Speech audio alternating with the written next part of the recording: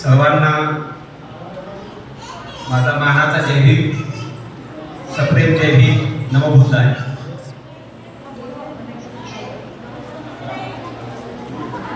आपल्या या बार्शी शहरातील या लुंबिनी विहार जो आहे त्या लुंबिनी विहारमध्ये आज राजर्षी शाहू छत्रपती महाराज म्हणजे समतेचे राजे, रयतेचे राजे शाहू महाराज यांची 152वी जयंती आपण साजरी करत आहोत.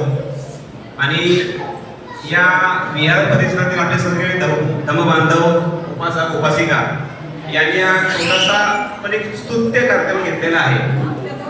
त्याबद्दल प्रथमतः या विहारातील जे काही सर्व उपासक उपासिका आहेत त्या सर्वांचं मी मनपूर्वक कौतुक करतो आहे, अभिनंदन करतो आहे. आणि ही जी प्रेरणा आहे ही प्रेरणा आपल्याला तथागत गौतम बुद्ध, महामानव डॉक्टर बाबासाहेब आंबेडकर, छत्रपती शिवाजी महाराज, कॉम्रेड अण्णाभाऊ साठे, आई रमाई, आई जिजाऊ, आई सावित्री यांच्या सगळ्यांच्या प्रेरणेने ही आपल्याला ही कार्य करण्याची शक्ती मिळालेली आहे. आणि शक्ती ही जी आहे आपल्या पाठीशी ती जोपर्यंत आकाशामध्ये सूर्य, चंद्र, तारे उपस्थित आहेत तोपर्यंत ही शक्ती आपल्या पाठीशी असणार आहे हे नक्की आहे. या शक्तीच्या जोरावरच आज मी तुम्हाला मनापासून सांगतो आहे की मी तुमच्यासोबत इथे उभा आहे आणि तुम्ही माझ्यासोबत आहात. ही जी शक्ती आहे ती अदृश्य शक्ती नाही, ती ज्ञात शक्ती आहे. म्हणजे तुम्ही आम्ही ती अनुभवलेली शक्ती आहे. बाबासाहेबांना त्यांच्या आईबाबांनी शिकवलेलं आहे. छत्रपती शाहू राजांना, छत्रपती शिवाजी राजांना त्यांच्या आईवडिलांनी प्रेरणा दिलेली आहे. त्यामुळेच आपण आज इथे आहोत. मी प्रेरणा हा शब्द मुद्दाम वापरतो आहे. प्रेरणा हा शब्द इथं वापरण्याचं कारण म्हणजे आपण इथं सगळ्या उपासिका आहेत. इथं मंगळीताई आहे, पुष्पाताई उमन आहे, भुकेपुडेताई आहे, खुरीताई आहे, ओळताई आहे, आमच्या वाघमलेताई आहे, नाईकनवरीताई आहे. या सर्व प्रेरणा देणाऱ्या मातोश्री आहेत. बाबासाहेबांना त्यांच्या रमाईची प्रेरणा होते, बाबासाहेबांना त्यांच्या भीमाईची प्रेरणा होते, छत्रपती शिवाजी राजांना त्यांच्या आईची प्रेरणा होते, जिजाऊची प्रेरणा होते. आणि या सगळ्या उपासक उपासिका म्हणजे माझ्या माता भगिनी या इथं आहेत. आणि मी तुमचं फार मोठं कौतुक करेन. मी तसा तेवढा मोठा नाही, बंगाळताई एवढा किंवा या उमनताई माझ्या आई समान आहेत आणि आईच्या वय आहेत. मी या सर्व माता भगिनींना वंदन करेन. आणि मला इथं एक खास कार्यक्रम घेतला होता. म्हणजे जे काही 10वी 12वी 8वी 9वी या शाळेमध्ये जाऊन शिक्षण घेत असताना, उच्च शिक्षणाचं ध्येय ठेवत असताना शिकून बाबासाहेबांसारखं मोठं व्हावं अशा अपेक्षा ठेवणाऱ्या या माझ्या माता भगिनी आहेत. आणि त्या मुलांना प्रेरणा देण्यासाठी इथं मला बोलवलं होतं.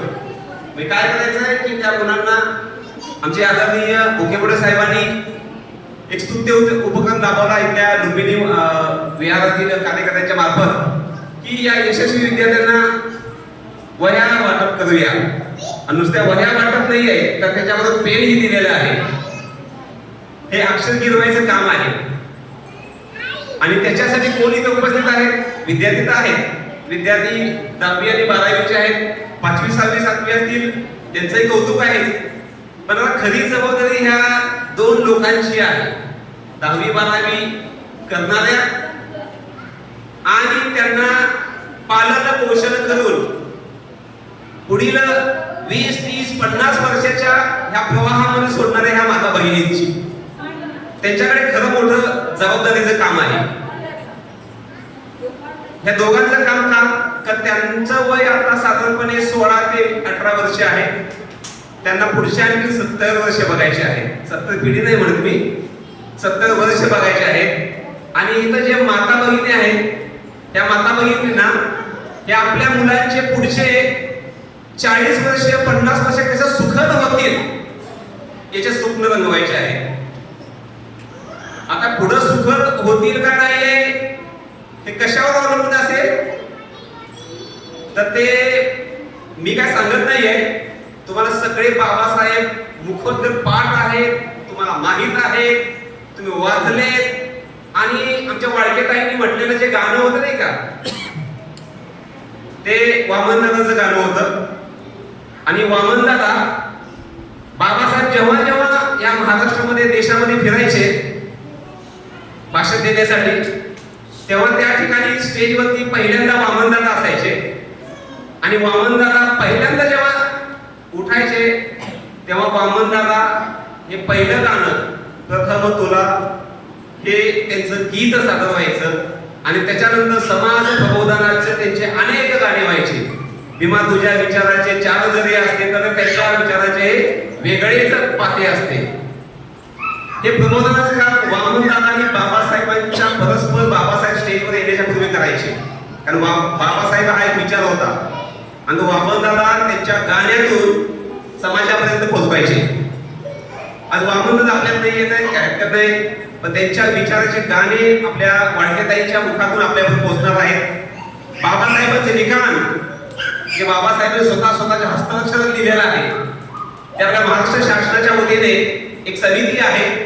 वामनदादांचं बाबासाहेबांचं रायटिंग अँड स्पीचेस म्हणजे लिखाण जे होतं, त्यांची भाषणं जे होती, ते भाषणं आणि त्यांचं लिखाण बाबासाहेबांनी स्वतःच्या हस्ताक्षरात लिहून ठेवलेलं आहे.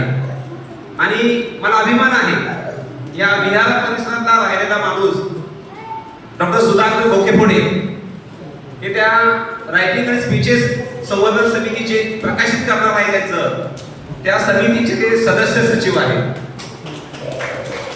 डॉक्टर सुधाकर बोकेफोडे साहेबांच्या त्या माध्यमातून बाबासाहेबांचे अप्रकाशित जे काही ग्रंथ आहेत, म्हणजे आणखीन ते आपल्या लोकांच्यापर्यंत पोहोचलेले नाही आहेत, असे अप्रकाशित ग्रंथ या संवर्धन समितीच्या मार्फत आपल्याला वाचायला पुढे मिळणार आहे.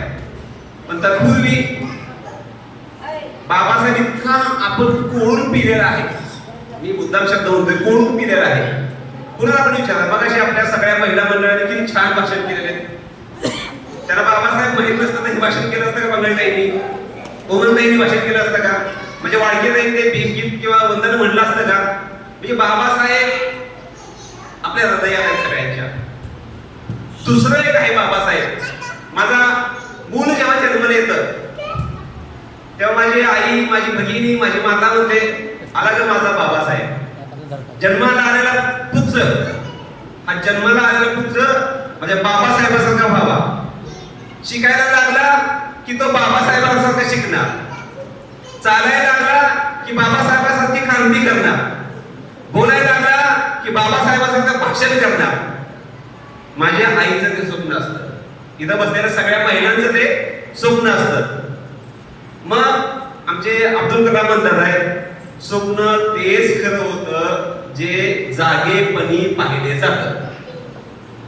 स्वप्नात जे रात्री झोपेत पाहतो नाही का, ते काय खरं नसतं.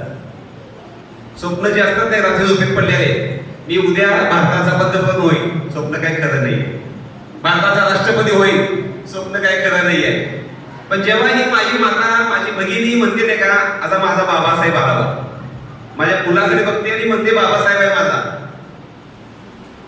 एखादी माता म्हणते माझा राजा छत्रपती आहे म्हणते, एखादी माता म्हणते माझा राजा शाहू महाराज आहे म्हणते, त्याच्याकडे बघून कौतुकानं म्हणते. मग माझा पुढचा प्रश्न असेल, तो कदाचित तुम्हाला आवडेल न आवडेल तरी पण सांगतो आहे, ते स्वप्न साकार करायची जबाबदारी कोणाची?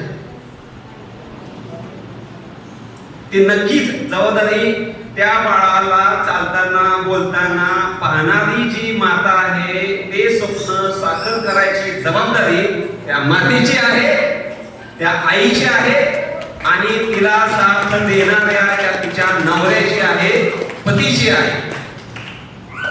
मग आता मी सांगतो उदाहरण म्हणून, बाबासाहेब आपल्याकडे खूप मोठे प्रेरणास्थान आहे.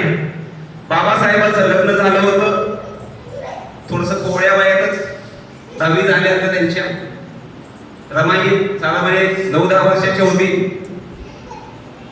आणि पदळच्या डबक चाळीत राहत होते मुंबईला.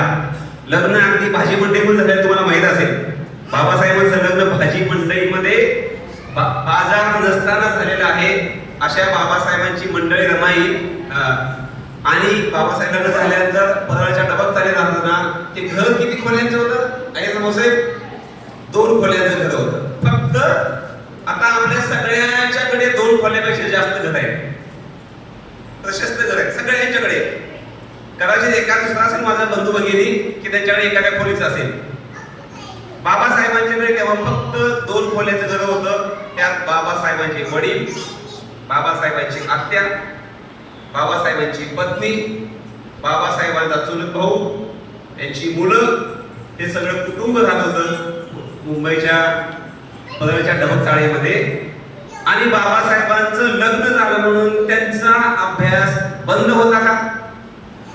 तुम्हाला माहिती आहे सगळ्यांना. बंद होता का? अजिबात नाही. बापानी म्हणले का त्यांना रामजी सकपाळांनी तुझं तर लग्न झालं चल कामाला घराबाहेर हो, म्हटलंय का बाबासाहेबांना? अजिबात नाही. बाबासाहेबांचे ते वडील जे त्यांनी देशप्रेमपणी दिवसा स्वप्न पाहिलं होतं बाबासाहेबांच्या विषयी, ते स्वप्न साकार करायचा ते प्रयत्न त्यांच्या बाबासाहेबांच्या लग्नानंतरही त्यांचा चालू होता. तुम्हाला मी एक स्पष्ट सांगेन, बाबासाहेबांचं लग्न झाल्यानंतर ना त्यांची आत्या, त्यांचे वडील, त्यांचे पाहुणे बाकीचे त्या घरातले बाहेरच्या खोलीत झोपायचे आणि बाबासाहेब आतल्या खोलीत असायचे. 2 खोल्यापैकी आतल्या खोलीत. आणि आतल्या खोलीमध्ये बाहेरचा गोंगाट शांत झाल्यानंतर बाबासाहेबांना अभ्यास करायला मिळायचा. आणि बाबासाहेबांचं लग्न झालं म्हणून त्यांना त्यांची पत्नी रमाई डिस्टर्ब करू नये, शब्द मुद्दाम इंग्लिशमध्ये वापरते, त्यांना अडथळा करू नये अभ्यास करताना म्हणून बाबासाहेबांचे वडील कुठे झोपायचे? मधल्या खोलीच्या दरवाजात झोपायचे. बाबासाहेबांच्या अभ्यासाला डिस्टर्ब होऊ नये म्हणून त्या 2 खोलीच्या मध्ये जो काही दरवाजा असेल त्या दरवाजामध्ये बाबासाहेबांचे वडील, बाबासाहेबांचं लग्न झाल्यानंतर सुद्धा इतरांचा त्यांना डिस्टर्ब होऊ नये म्हणून बाबासाहेबांचे वडील दरवाजात झोपायचे. आतलं फुट झालं तर बाबासाहेबांचे उठून वडील त्यांना पाणी न विचारत, बायको नाही.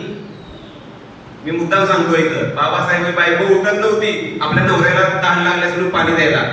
बाबासाहेबांचे वडील, मी तर आठवण देत आहे, बाबासाहेबांना बाबासाहेब होण्यासाठी बाबासाहेबांच्या वडिलांनी खूप मोठं कष्ट घेतलेलं आहे.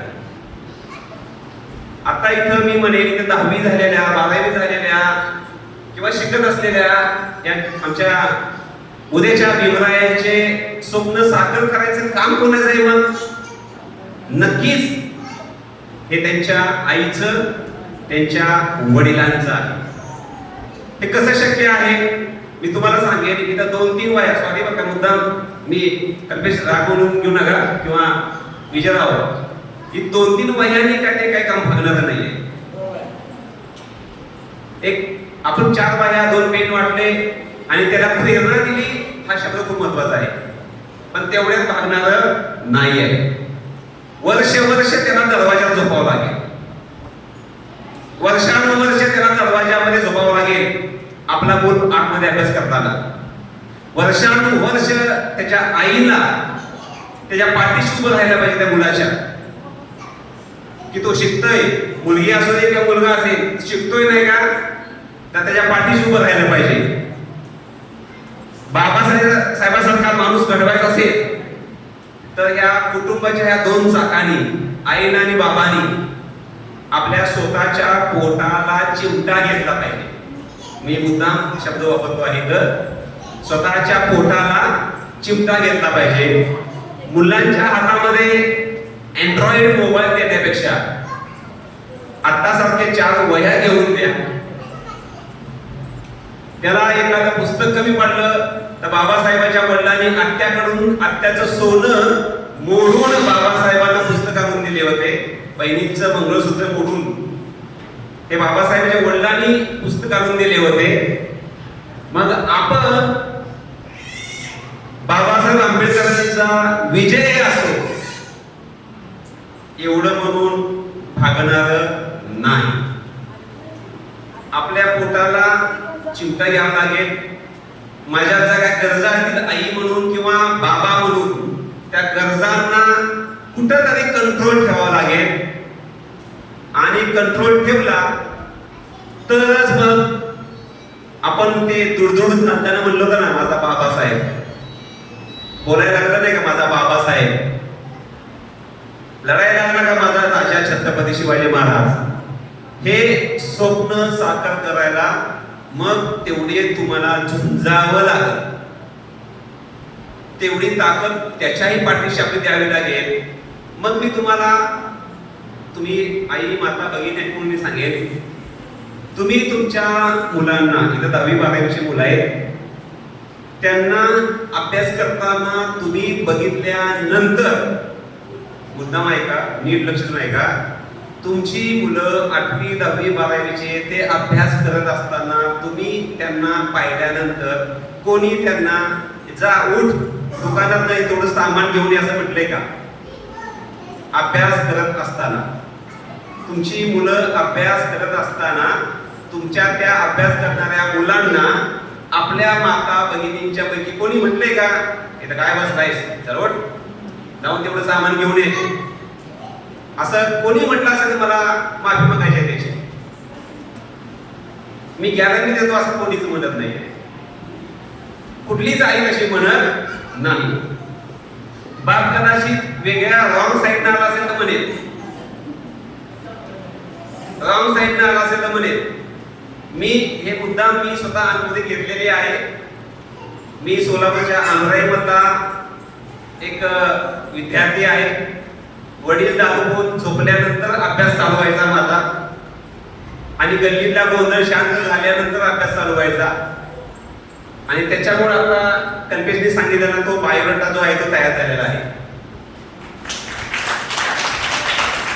मग मी आवर्जून सांगतो की मी त्या आई बाबांचा मुलगा असल्यामुळं एक विद्यापीठामध्ये मी सुवर्ण पदक चालू केलेलं आहे.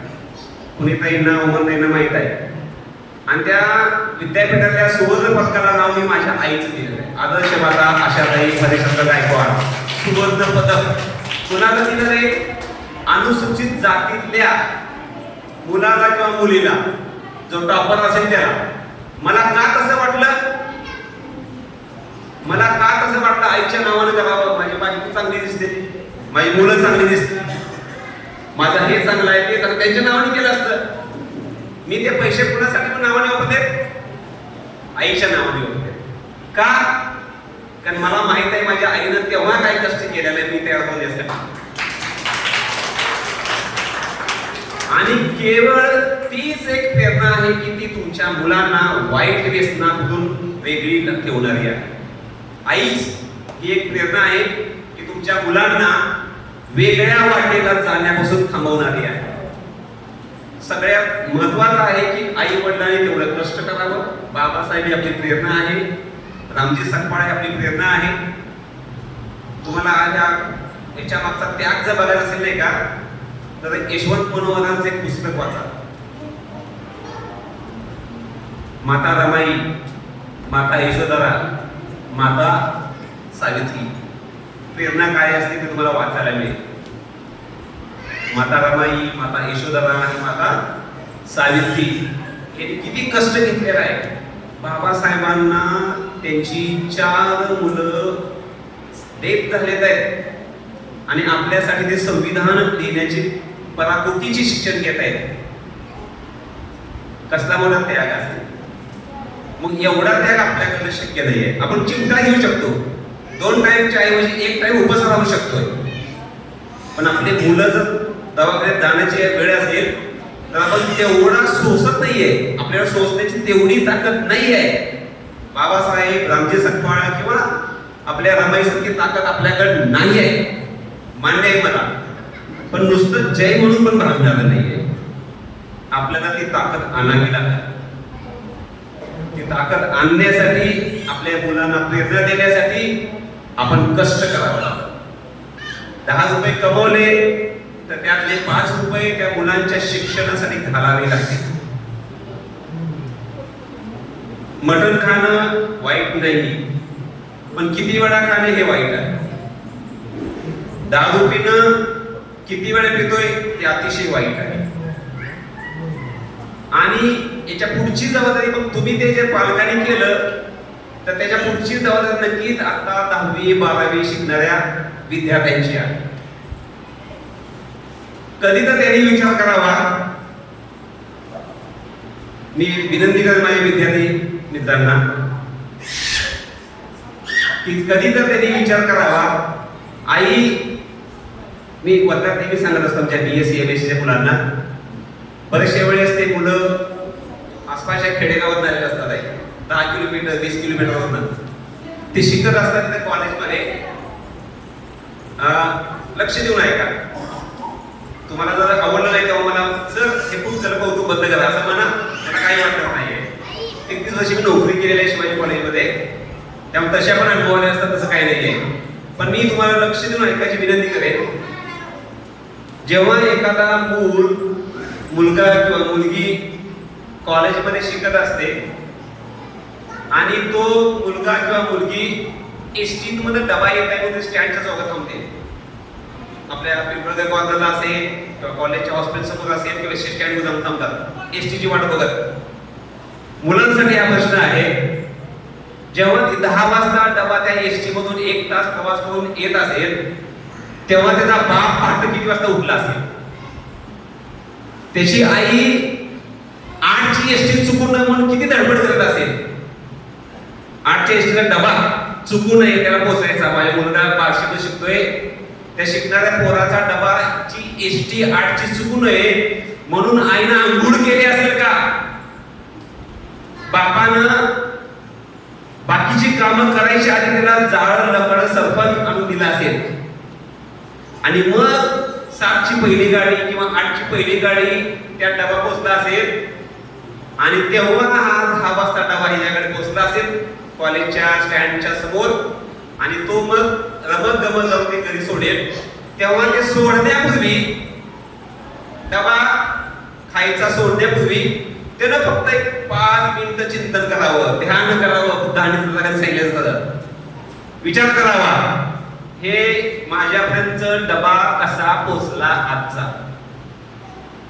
आज माझ्याकडे डबा जो गरम भाकरी असेल, गरम भाजी असेल, गरम चपाती असेल, ती कशी पोचते आतापर्यंत.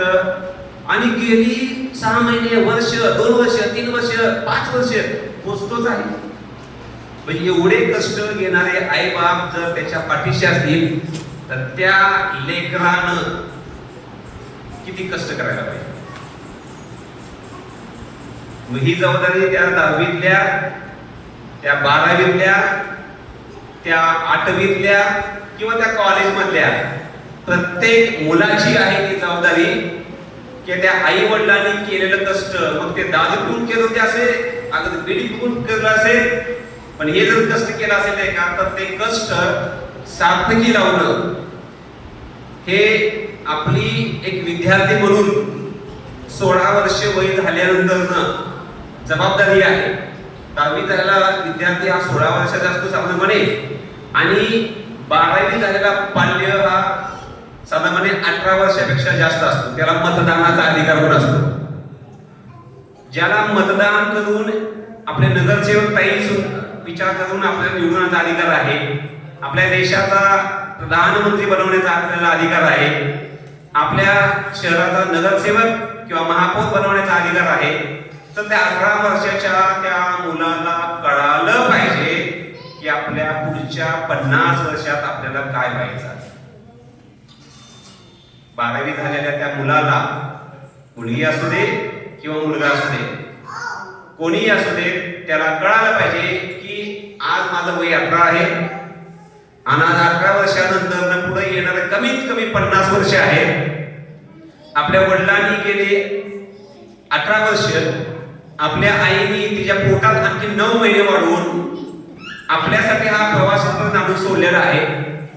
त्या प्रवासाचं पुढं माझं काम आहे, या माझ्या वयाच्या 18 वर्षानंतर पुढचे 50 वर्ष कसे जावे हा विचार ज्या दिवशी ज्या वेळेस त्या माणसाच्या मुलाच्या मुलीच्या मनाला चावेल टोचेल त्यावेळी तो मूल ती मुलगी तो मुलगा 100% तुम्हाला सांगतो वाईट विचारापासून दूर जाईल आणि खराच तो मग माता रमाईचं स्वप्न माता भीमाईचं स्वप्न जिजाऊचं स्वप्न हे साकार करायच्या मार्गावरती तो काम करायला लागेल.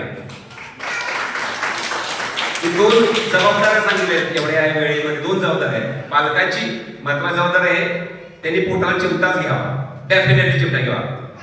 पाल्यानं त्याच्या आईवडिलांच्या कष्ट अजिबात वेन म्हणजे वाया जाऊ द्यायचे नाही आहे.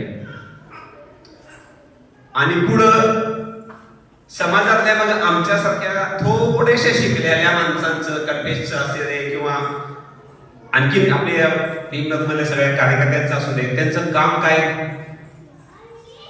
तर त्यांचं काम आहे या लोकांना ऑन द राईट ट्रॅक म्हणजे चांगल्या मार्गाला लावण्यासाठी कोणाची मदत घ्यावी. Because they have some knowledge.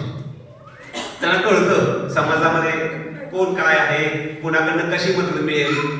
आज मुख्यमंत्री साहेबांना विचारलं, अय्यर साहेबांना विचारलं, कल्पेश आणि आदरणीय भोसले माझ्याकडे आले, सर तुम्ही या थोडंसं आम्हाला मार्गदर्शन करा. या लुंबिनी विहारामध्ये आमच्या टीम चांगली जमायला लागले. त्याच्यापूर्वी पण मी अनेक वेळा येऊन गेलो इथं. माझ्या मिसेस आहेत, माझ्या मुलांसाठी आलो नाही तुम्ही. आता मुलांचा विषय आला सांगतो. माझी मुलगी MDS करते, मुलगा बीटेक केमिकल इंजिनिअर झाला, तो आता ऑस्ट्रेलियाला जातोय पुढच्या महिन्यामध्ये. आणि त्याच्यासाठी मी शुभेच्छा देण्यासाठी म्हणून मी कल्पेशना आणि भोसलेला सांगितलंय की येत्या 11 जुलैला त्याला 14 जुलैला जायचं आहे ऑस्ट्रेलियाला. 11 जुलैला मी परमवंदनीय यश ठेवून हे जे मागच्या 28 नोव्हेंबरला आले होते आपल्या बार्शीमध्ये हे श्रीलंकन बनते आहे. त्या यश बनतेना मी आपल्या बार्शीमध्ये निमंत्रित केलं आहे परत एकदा. आणि त्यावेळेस मला असं वाटलं की म्हणजे गेल्या 6 महिन्यापासूनची प्रोसेस चालू आहे की माझ्या मुलांना परदेशात जात असताना यश बनतेने शुभेच्छा द्यावी. माझी इच्छा, माझ्या पत्नीची इच्छा. आणि मग मी बंदेंना विनंती केली, याचना केली, त्यांनी ती मान्य केली. सध्या बंदेजी बौद्ध गेला आहेत, ते म्हटलेत मला तुम्ही नक्कीच येतो. मग मला तो माझ्या मुलांना शुभेच्छा द्यावी असा मला स्वतःला संकुचित वाटलं. आणि मग मी आमच्या टीमला विचारलं आपण हा कार्यक्रम जो आहे नाही का शुभेच्छा द्यायचा तो बुद्ध विहारामध्ये घेऊया. आणि बुद्ध विहारामध्ये फक्त माझ्या मुलाला शुभेच्छा नाही द्यायच्या. तर मग मला जे काही 4-5 नावं माहीत आहेत त्यापैकी दत्तकुमार कांबळे साहेब, त्यांची मुलगी आताच जर्मनीला गेलेली आहे. म्हैसकर साहेबांची मुलगी MBBS झालेली आहे. कांबळे साहेबांच्या भाचा तोही आता जे मेडिकल कॉलेज मुंबईमधून MBBS झालेला आहे. असे काही मी तुम्हाला मुद्दाम हे 10वी-12वीच्या मी मुद्दाम टोचावा सांगतो आहे. किती प्रेरणा आहेत आपल्याकडे. त्या मुलांचा सत्कार बंदेंच्या हस्ते व्हावा. ते मुलं नसतील तर त्याच्या पालकांचा सत्कार व्हावा आणि बंदेंनी त्यांना शुभेच्छा द्यावा. मग माझ्या त्या एखाद्या भगिनींना एखाद्या लहान 8वी-10वीचा पोरगा कसं ते वही याला समोर येतोय त्याला वाटावं मेरा नंबर कब आएगा. मला तिथे पोहोचायचं आहे. मला यश बंदेंच्या समोर बसून पंचांग प्रणाम करायचा आहे. बंदेंच्याकडून मला परित्राण पाठ ऐकून घ्यायचा आहे. बंदेंच्याकडून मला महामंगलसूत्र ऐकून घ्यायचं आहे. असं जेव्हा त्या बच्चूंना वाटेल तेव्हा मला वाटेल की माझ्या मुलांना शुभेच्छा मिळालीच पण त्यातनं इतरांना सुद्धा प्रेरणा मिळाली. आणि म्हणून मी तो कार्यक्रम 11 जुलैला श्रावस्ती बौद्ध विहारामध्ये करण्याची विनंती आमच्या टीमला केली आहे. तुम्ही सगळ्यांनी त्यावेळेस यावर विनंती राहील तुम्हा सगळ्यांना. आता जे मी कल्पेशना आणि भोसलेंना सांगितलं की तुम्ही अशा समाजातली अशी लोक जिथं तुम्हाला आवश्यकता वाटते तिथं तुम्ही बोलवा. तुम्हाला मी 10वी 12वीच्या पालकांना आणि 10वी 12वीच्या मुलांना मी आवाज सांगेन. माझी मुलगी BDS होऊन MDS आता PG करते. मुलगा BTech JEE क्वालिफाय होऊन ॲडव्हान्स क्वालिफाय झालाय. तो joint entrance examination for engineers सर्वोच्च एक्झाम आहे आपल्या भारत शासनाच्या वतीने घेतली जाणारी, MTS च्या मार्फत घेतली जाणारी. आणि त्या परीक्षेमध्ये तो 2020-21 ला क्वालिफाय होऊन आता तो BTech NIT सुरत मधून पूर्ण केला, national institute of technology NIT. माझी मुलगी BDS होऊन MDS सुद्धा लागली आहे. तुम्हाला मी शिक्षक प्राध्यापक या नात्याने मी सांगेन की या मुलांचं मार्गदर्शन करण्यासाठी मी बाहेर कोणाकडेही गेलो नाही. आता काय करावं असे विचारायला. माझ्या मुलानं एकदा 8वीला असताना मला प्रश्न विचारला होता, पप्पा नासाला जायला काय करावं. मी तेव्हा एक सुज्ञ पालकाच्या ऐवजी नोकर करणारा पालक या हिशोबाने म्हणलं की चांगल्या COEP सारख्या कॉलेजमधून शिकावं. College of engineering Pune, COEP college of engineering Pune, इथून शिकावं असं म्हणलं. पोरगा मला 8वीचा मला सांगतोय तुम्हाला काय कळत नाही. प्रामाणिकपणे सांगतोय, पप्पा तुम्हाला माझा प्रश्नच नाही कळाला. नासा सारख्या इन्स्टिट्यूटला पोहोचायचं असेल तर कशा पद्धतीने शिकत जावं लागेल. आय अंडर टेन्स, म्हणजे मला टेन्शन आलं पोरगा म्हणतो तुम्हाला माझा प्रश्न कळला नाही. तेव्हा मी त्याला म्हणलं 1-2 दिवस तर मला वेळ दे. माझं PhDचं ज्ञान जे होतं आणि माझं जे अकॅडमिक करिअर आहे त्याचा उपयोग केला. त्याला म्हणलं आता फक्त तू शिकायचं आणि मी तुला मार्गदर्शन करायचं. त्याने कुठल्या एक्झाम पास व्हाव्या लागतात त्याची त्याच्यावर जंतीच उभा केली. भारतामध्ये पंडित नेहरू असताना त्यांनी IIT 7 IIT तेव्हा स्थापन केल्या, इंडियन इन्स्टिट्यूट ऑफ टेक्नॉलॉजी. अलीकडे प्रधानमंत्री मनमोहन सिंह असताना त्यांनी Indian institute of science education and research IISER Indian institute of science education and research या संस्था स्थापन केल्या. 2014च्या आधीच भारतामध्ये 31 NIT national institute of technology, 22 IIT आणि जवळपास 28 IIIT Indian institute of information technology. या इन्स्टिट्यूट भारतातल्या प्रत्येक राज्यातल्या एका शहरामध्ये आहे. भारतातल्या प्रत्येक राज्यातल्या एका शहरामध्ये आहे. मग त्या इन्स्टिट्यूट मध्ये जिथं एरोनॉटिक इंजिनिअरिंग असेल, जिथं कॉम्प्युटर सायन्स अँड इंजिनिअरिंग असेल, जिथं इन्फॉर्मेशन टेक्नॉलॉजी इंजिनिअरिंग असेल, अशा इन्स्टिट्यूट मधून जर हे असले आपल्या बच्चूंनी शिक्षण घेतलं तर हे मुलं नासाच्या पुढे पण जाऊ शकतात. हे मी माझ्या पोराला सांगितलं तेव्हा मला समाधान झालं. आणि मग म्हणलं तू फक्त शिकत जा, मी बघायला आहे त्या. मग त्याला क्लास कुठे लावायचा हे सुज्ञ पालक असतं मला कळालं. त्याला कुठले विषय घ्यायचे असतात 11वी 12वीला सुज्ञ पालक असतं मला कळालं. माझ्या पोरगी म्हणले मला मेडिकलला जायचं आहे, पोरगा म्हणला मेडिकल नको. पोरीला म्हणलं तुला 11वीला कुठले विषय कुठल्या स्कूलला जायचं हे मी सांगतो. कुठले चांगलं कॉलेज आहे त्याचा अभ्यास करून मी तुला सांगतो. माझ्या सगळ्या बच्चूंच्या आईच्या बाबांच्या हातामध्ये आता अँड्रॉइड मोबाईल आहे. एखाद्या कपड्याच्या दुकानात जायचं म्हणलं तर कुठल्या कपड्याच्या दुकानात चांगले कपडे मिळतील त्यांना मोबाईलवरती दिसतं. 10वी 12वीचे आहेत का कोणी इथं? 12वीचे कोण आहेत का पाल्य? हॉटेल कुठलं चांगलं आहे ते मोबाईलवर बघतोय आपण. कपड्याचं दुकान कुठलं चांगलं आहे का मोबाईल बघतोय, पिझ्झाचं दुकान कुठे आहे ते मोबाईल मध्ये बघतोय, त्या गुगल गुरुजींना विचारतोय.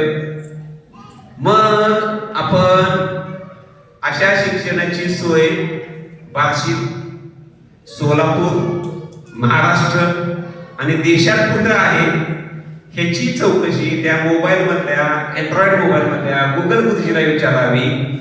आई बापांना माहीत नसेल तर, आणि आई बापांना माहीत नसेल, गुगलला कुठला राईट क्वेश्चन विचारा. प्रश्न विचारायची पण एकदम एक्झॅक्ट माहिती असावी लागते.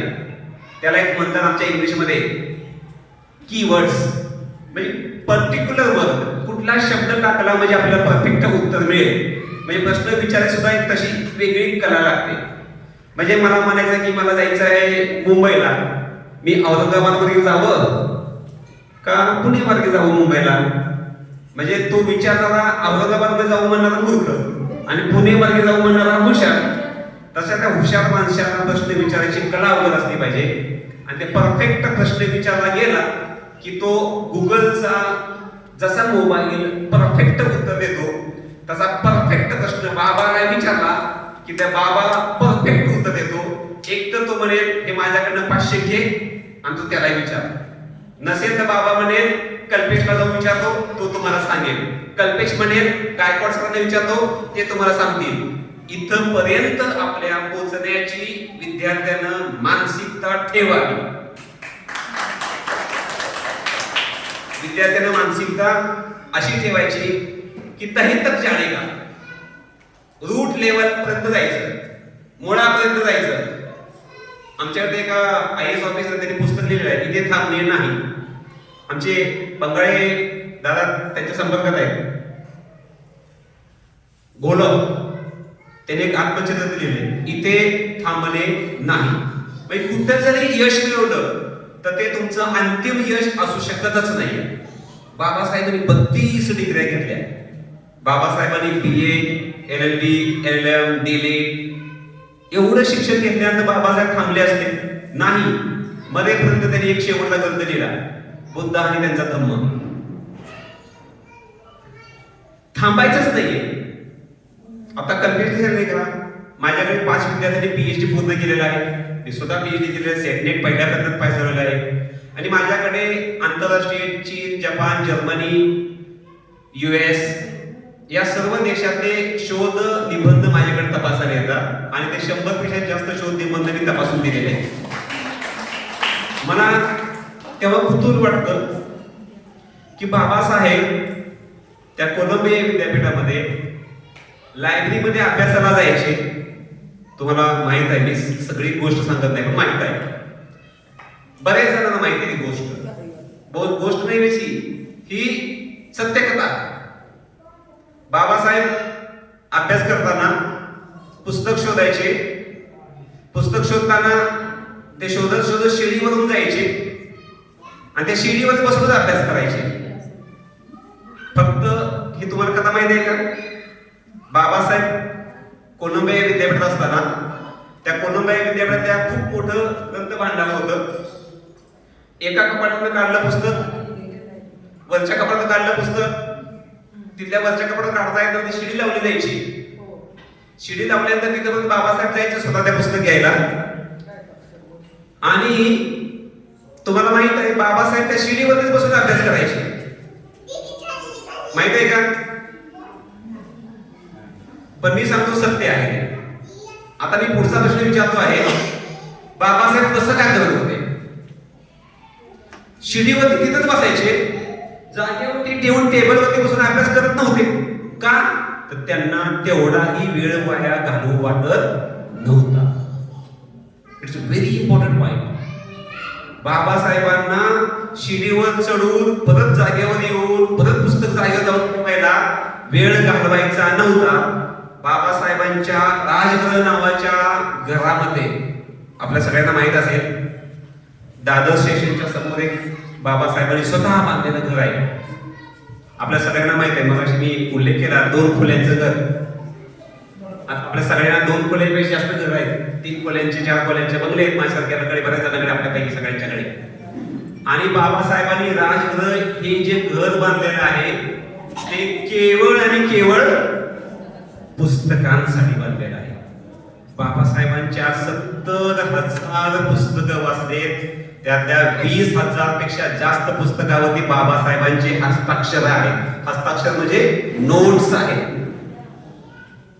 बाबासाहेबांचे लिखाण आहे त्याच्यावरती. आज आम्ही 4 वह्या वाटलेल्या आहेत. मला त्या विद्यार्थ्याचा सत्कार करायचा आहे. ऐका पुन्हा एकदा. आज आम्ही 4 वह्या वाटलेल्या आहेत. कृपेश, आपण 4 वह्या वाटलेल्या विद्यार्थ्यांना. मला त्या विद्यार्थ्याचा सत्कार करायचा आहे. त्याने 4च्या 4 वह्या अभ्यासाने भरलेल्या पाहिल्यानंतर त्याला 4 चौक 16 वह्या दिली.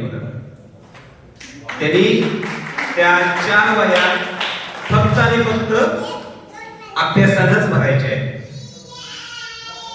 ही जर आपण इथून आज राजे शाहू महाराज जयंतीच्या निमित्तानं प्रेरणा आपण आज घेऊन गेलो तर आपण आपल्या लेकरासाठी बालपणी पाहिलेलं स्वप्न आपलं लेकरू नक्कीच सत्यात उतरवेल. याच्यावरती मला निर्माता शंकाने बाबासाहेबांचे हे विचार, शाहू महाराजांचे विचार, अण्णाभाऊंचे विचार, माता रमाई साहेब जिजाऊचे विचार आपण ऐकतो आहे. आणि एकदा कठीण प्रसंग आला की तो सोडून देतो आहे. मी तुम्हाला पुन्हा एकदा आठवण देईन कठीण प्रसंगामुळे की बाबासाहेबांच्या पत्नीला त्यांचं पोटचं मूल मेलं आहे. राजरत्न रमा हे मूल मेलं आहे म्हटल्यानंतर बाबासाहेबांची पत्नी बाबासाहेबांना सांगत नाहीये अभ्यासात खेळखंडोबा होईल म्हणून. ह्याच्यापेक्षा मोठं दुःख आपल्या आयुष्यात येणार आहे काय? आणि तसं जर येणार नसेल तर मी तुम्हाला विनंती करेन की तुम्ही तुमच्या मुलांच्या पाठीशी राहा. हे स्वप्न कुणाच्याही आपल्या वाट्याला येणार नाहीये. असं दुःख स्वप्न होणारच नाहीये. बाबासाहेबांनी आपलं जीवन, मी एका मला त्या कविताची 4 ओळी काय म्हणजे वाळकेताईसारखी येणार नाही. ते सोन्यानं दिले तुला मिळवलंय. कुणामुळं? बाबांच्यामुळं. बाबासाहेबांच्यामुळं आपलं जीवन कसं झालेलं आहे? सोन्यासारखं झालेलं आहे. एक मणी आपल्याला मिळायच नाही गळ्यात घालायला. आता गंठण घातलेलं असतं आपल्या गळ्यामध्ये. हातामध्ये 4-5 अंगठ्या असतात आहे. त्यातल्या अंगठ्या सोनं आपल्या मुलांसाठी कधी मोडायची वेळ आली तर अजिबात मागे पुढे बघू नका. मुलांना पहिल्यांदा शिक्षण द्या. हे मी तुम्हाला निक्षून सांगेन. बाबासाहेबांच्या 3 तत्वात सगळ्यात महत्वाचं तत्व आहे शिका. संघर्ष करा, संघटित व्हा हेच आहे. पण पहिलं काम करायचं आहे वेमध्ये शिकायचं. थोडासा वेळ झालाय तुमची माफी मागतोय मी. एक गोष्ट मला आता सांगायची शेवटची. त्या शिकामधलं काय शिकायचं? शिकायचं काय? ते शिका ज्याच्यामुळे तुमचं स्वप्न साकार होणार आहे. जे शिकायचं आहे ते मन लावून शिका. स्वप्न साकार करण्यासाठी शिका. आईचं स्वप्न, वडिलांचं स्वप्न आणि ताट मानेने जय भीम म्हणायची ताकद तुमच्या त्या शिक्षणामुळे येणार. जय भीम हा शब्द खाली मान घालून म्हणायचा नाही. जे डोकं बाबासाहेबांच्या पुढं, बुद्धांच्या पुढं उभं राहून जय भीम म्हणायला शिकवतं, नमोबुद्धाय म्हणायला शिकवतं, ते डोकं खाली मान घालून जय भीम नमोबुद्धाय म्हणायला लावणार नाही. त्याच ताकदीनं जय भीम, त्याच ताकदीनं नमोबुद्धाय म्हणा. आणि असं जे म्हणण्याची ताकद तुमच्या सगळ्या मुलांबाळांच्या मध्ये येवो अशीच आजच्या राजे शाहू जयंतीच्या दिनी येऊ अशी मी तथागत चरणी वंदन करतो. आणि तुम्हाला कंटाळा आला असेल तुमची माफी मागून माझे विचार संपवतो. जय भीम, नमो बुद्धाय.